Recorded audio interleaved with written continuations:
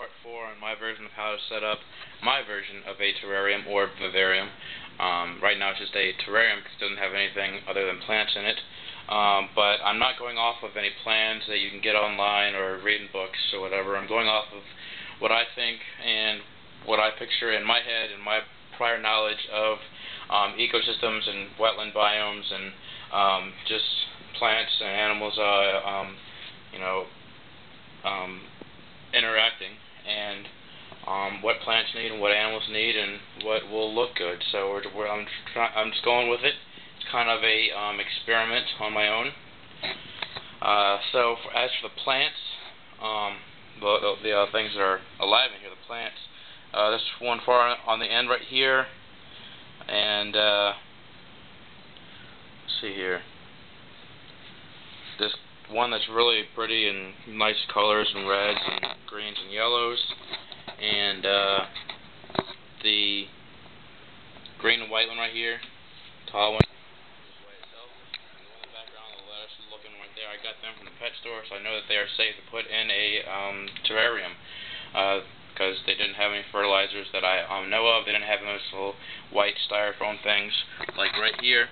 I put all the excess soil and stuff in here so that it doesn't get in the water and that the animals don't ingest it and possibly die. The other plants, such as the this right here, the pitcher plant, I've had for about 2 years now, and I've had just sitting next to my bed. I don't really even do. I barely even water it because it's enclosed, so evaporation and condensation kind of waters it for me. So it's pretty much a no-fuss plant. I think it's really cool. So I got that one from the hardware store, I guess you would say. I'm not going to name any names because I'm not getting paid for it, and also for copyright infringement purposes, whatever. But the rest of the plants is this palmy looking one right there, the philodendron right there, this main one that's going to spread like crazy, I know. These red and green palmy ones, which are actually dracanias, and the umbrella plants in the background. I got them from my grandmother's, from her funeral. So this is a tribute terrarium to my nanny. So here we go. This is my own version of my garden for my grandmother. So a lot of alliteration there, poetic term.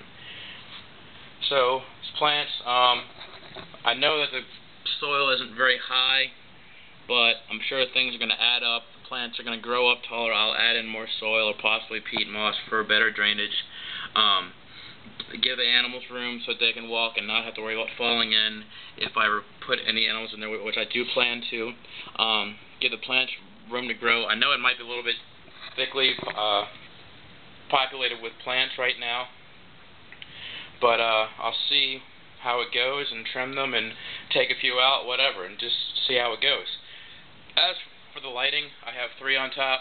I did have one large lighting, but it didn't work at all, so I just had these laying around the house once again.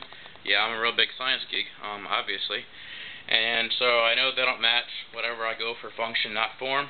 And so the 3 lighting, they're on a timer. There's a timer right there. Can't see it. Plug it right there into a surge protector, not a extension cord, and eventually put into another surge strip, the water pump and the heater, so because they will stay on at all times to filter the water. So that's my possible future plans for part 5 of this video, which will come way later on. So here's from right to left,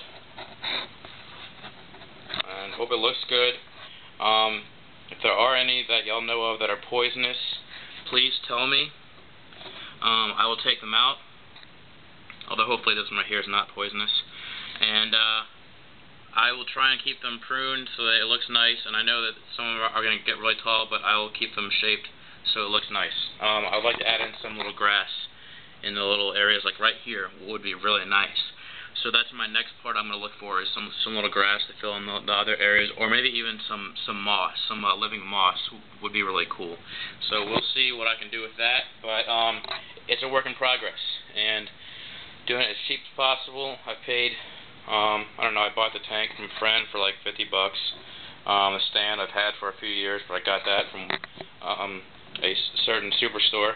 And the plants I maybe spent $20 for, but I got the rest of them from a funeral, so I'm not really counting that. The lighting, I've had them for years now, as you can tell, because I had to take the starter out because it would mess up. These are probably about $20 a piece, I guess. I don't know. You can get them used for a few bucks from a friend if they're trying to get out of it. But I really haven't paid anything for this in the past few weeks. So this is all kind of things I just had laying around. Just kind of going, and the plexiglass. I don't know how much that cost. I got it like a year or two ago. So I have a lot of stuff laying around because I'm a real big scientist. So enjoy.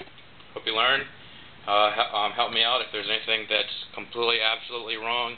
If you're just trying to be a mean person, then keep your comments to yourself. But